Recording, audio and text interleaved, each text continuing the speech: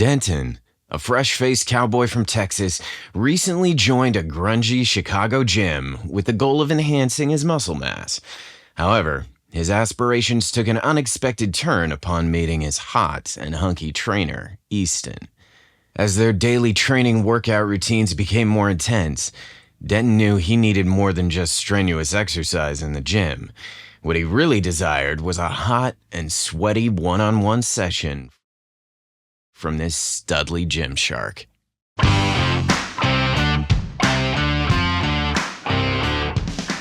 Hello, and welcome to Season 7 of Steamy Stories. That's right, this is Season 7, and with it comes me, Nate T., your master of ceremonies and new host. I'm excited to share more tawdry tales and steamy stories written by your humble scribe, JC Calciano. Today I've got a goodie for you. It's a sexy and sweaty tale about a young Texan who moves to Chicago and joins a gym in an attempt to bulk up, but he quickly realizes that the muscles he wants aren't his own. Quicker than you can say squat thrusts, I'm gonna dive right into it and tell you this month's steamy story.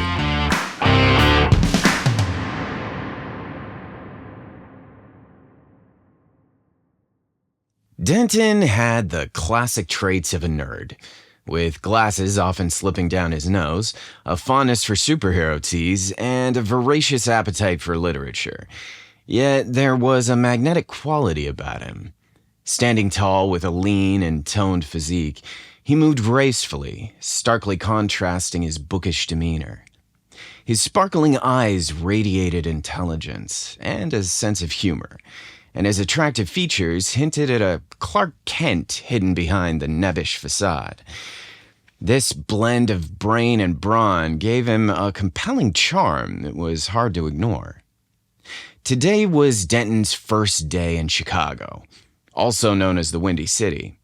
As he stepped off the bus from a small town in Texas where he was born, he gazed around the city with wide eyes.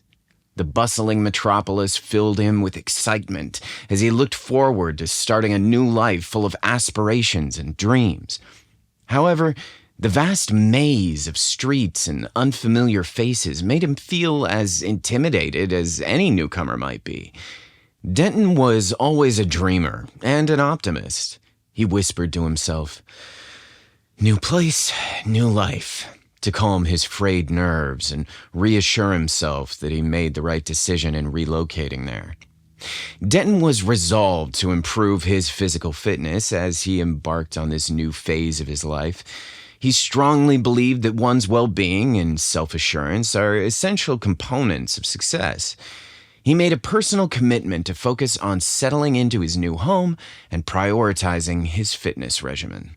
The following morning, he woke up and headed to the nearby gym after grabbing a cup of coffee on the way. He was determined to demonstrate his commitment to improving his life. Unlike the typical, polished, machine-filled gyms with more televisions than free weights, this gym was a training gym. It had a raw, gritty feel to it and was bustling with energy from individuals striving to push their limits. The walls were adorned with chalk leaderboards and motivational quotes that resembled battle cries, while ropes hung from the ceiling like vines in a sweat-soaked jungle. Denton felt uneasy and unsure. He could sense the other occupants' eyes on him, judging his physique. Despite his self-doubt, Denton was determined to push through.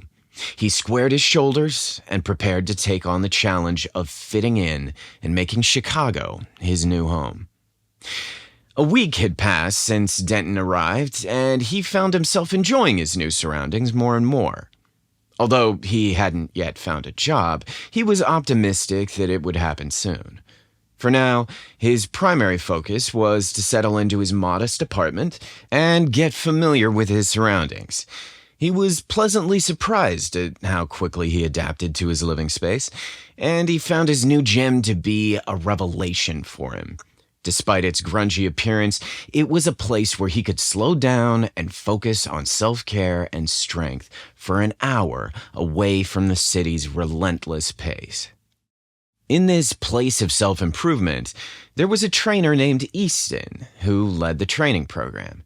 Denton loved going to the gym because of him. Easton embodied every ideal that Denton had back in college. He was tall, muscular, and well-built, exuding an aura of confidence and dominance. His hair was dark, thick, and wavy, and his eyes were intense and penetrating. On multiple occasions, Denton saw Easton as a god, overseeing and judging the world. Easton's muscles weren't just for show. They were a testament to his discipline and quiet strength, which was as much emotional as it was physical. His smile was warm and encouraging, and his laughter seemed to make the whole room a little brighter. It was Easton's guidance that turned his torturous workout into pleasure. His approach was hands-on, a gentle touch here, a guiding hand there. He ensured each movement was performed with the precision of a ballet dancer. When Easton's hand rested against Denton, either correcting his posture or guiding his form, it was electrifying. It was as if Easton's touch was transferring energy directly into Denton's limbs, igniting a fire within his muscles that burned with the desire to impress, improve, and connect with this gorgeous stud of a man. After an incredibly rigorous workout, Denton's muscles were drained and his body was depleted and covered in sweat. Nothing was more appealing than a cool shower and the thought of just standing under the water as his muscles relaxed. Upon stripping down to a towel and entering the small communal shower, Denton let out an audible sigh of delight as he lathered himself up and cooled his body from the salty sweat that covered him. Heaven, he thought, as he attempted to motivate himself to leave the semi-warm water to get dressed and proceed with his day. Finally, it was time to go. He knew he took longer than he should in the shower, but he didn't care. He needed this long break after Easton's punishing workout, and the truth was, he didn't have anywhere to be. Not today, at least. The beads of water from the shower clung to Denton's skin as he stepped out of the shower. The moisture reflected a refreshed sheen on his bare torso and behind. As he wrapped the towel around his waist, he was a mix of vulnerability and newfound confidence. His every movement an unconscious celebration of the hard work he'd been putting into his body. Then, as if on cue, Easton appeared just as Denton dropped his towel to put on his boxer briefs. Standing there, fresh and naked as a newborn baby, Denton was exposed and nude, standing in front of Easton's casual gaze. Easton's inspection of Denton was subtle as his eyes darted across his body with an intensity that felt less like judgment and more like an examination. Denton stood there motionless, not just seen, but truly looked at, and it was both disarming and exhilarating. When Easton spoke, his voice was a low hum that vibrated with promise. "Yep, I think you're ready for the next training phase. Personal coaching." He waited with an almost theatrical, pregnant pause to gauge Denton's reaction before continuing. "This gym doesn't offer it, but I do." The words hung in the humid air, heavy with implication as he continued. "I have a studio on the outskirts of town. Would you like to come over and have a one-on-one fitness training session? That is, if you're willing to take the next step in your fitness journey." At that moment, countless questions ricocheted through Denton's mind. Was this a straightforward proposition from a hot, straight trainer who saw the potential to help him improve his training routine? Or was there an undercurrent of something more, a personal interest cloaked in professional guise? Denton caught himself before his mind went too far. The notion that this could be a prelude to a date was both thrilling and absurd. Denton let out a short, self-depreciating laugh, chastising himself for entertaining such ludicrous thoughts. This was Easton, the epitome of masculine allure, undoubtedly straight, and here he was allowing himself to let his dirty daydreams run amok. Yet, even as he reasoned with himself, there was a flicker of hope, a whisper of, what if, that he couldn't quite silence. With a nod and a tentative agreement, Denton committed to the idea of a personal coaching session, promising transformation under Easton's attentive eye. As he left the locker room, the possibility of what lay beyond physical training simmered within him, a narrative waiting to unfold in the most unexpected of ways. Denton's arrival the next day at the industrial park was a stark contrast to the gleaming high-rises and crowded streets of downtown Chicago. Here, the buildings were short and functional, with a monochromatic palette that spoke of utility over aesthetics. Denton's anticipation built with each step he took towards the gym. His heart raced, not from the brief walk from the parking lot, but from the thought of the impending solo session with Easton. Denton had dressed with care, choosing clothing that was both functional for a workout and flattering to his form. It was a subtle nod to the duality of his intentions, self-improvement and training, as well as the possibility of exploring more personal prospects. Denton's finger hesitated momentarily before pressing the buzzer, a symphony of doubts playing a final, frantic crescendo in his mind.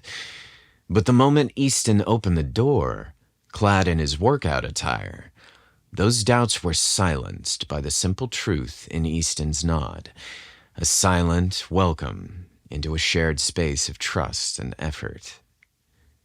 The space was raw and unpolished, with exposed brick walls that echoed each drop of a dumbbell and muffled grunts of exertion. The lighting was subdued, casting a dim, focused ambiance, perfect for a no-nonsense workout. Denton's nerves buzzed as Easton pointed him towards the weight room with a knowing smile that seemed to say, "I see you, and I'm ready to push you further than you've gone before." As the two men prepared to work out, Denton berated himself for his runway fantasies. This was about discipline, the steel of the weights and the strength of his resolve. It's not some tawdry male romance fantasy. Yet, as they got deeper and deeper into the session, there was an undercurrent of something more than the clangs of metal and the steady breaths of exertion. It became clear that it wasn't just their bodies and sweat heating the room. The workout continued, but the intensity had a different edge now. Push-ups became a test of positioning, squats an assessment of sexual endurance, and leg raises became a taunting, flirtatious promise. 20 minutes into their circuit, the nature of the workout shifted again. Once settled at the weight bench, Denton was vulnerable in his position, on his back, with Easton standing, legs spread over his head. His hands firmly placed on the weight bar, ready to lift as he looked up past Easton's impressively bulging sweatpants, his ripped, glistening torso, and into his deep, dark, inviting eyes. Easton's arms didn't just lift the weight bar up and down. He thrust it upward with a charge of energy that spoke up a different kind of tension. Their eyes were locked during the workout as they panted heavily and sweat cascaded down their foreheads, chests, and arms. During their session, a multiple understanding was forged. This was more than a solicitation for physical betterment. This was a private invitation for more. So much more. By the end of the session, Denton was spent in more ways than one. His muscles ached with a sweet soreness that spoke of limits tested and boundaries crossed. Easton walked over to him as he lay on the rubber yoga mat catching his breath. "You look spent. Oh, I am, declared Denton as he fought to catch his breath. Well, that's a shame. I had one more workout in mind for the two of us today. It's a shame you're not up for it. Easton wasn't subtle in his invitation or in the flirtatious way he turned and walked towards the shower. Denton took one look at the sexy figure strolling away from him. I didn't say I don't have one more workout. I just said I'm spent. I could rally if I had to. Easton stopped in his tracks as he turned slowly and smiled mischievously. Oh, you don't have to. Denton quickly corrected himself. I want to, I guess. Depending on what it is, he replied with an assertive wink. Well, this workout is more aerobic than anything else.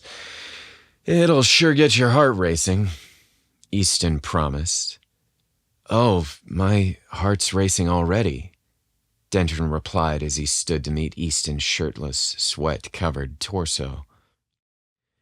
Let's get you into the shower first, Easton politely suggested. Hell no, Denton quickly answered. I want you like this. Now. He immediately leaned forward and kissed Easton passionately. He pressed his lips firmly against Easton's eager mouth as he reached around and burrowed his hand deep into his thick, wet hair, pulling him closer to him. The two men continued their lip lock as they made their way through the locker room, disrobing each other on the way into the shower.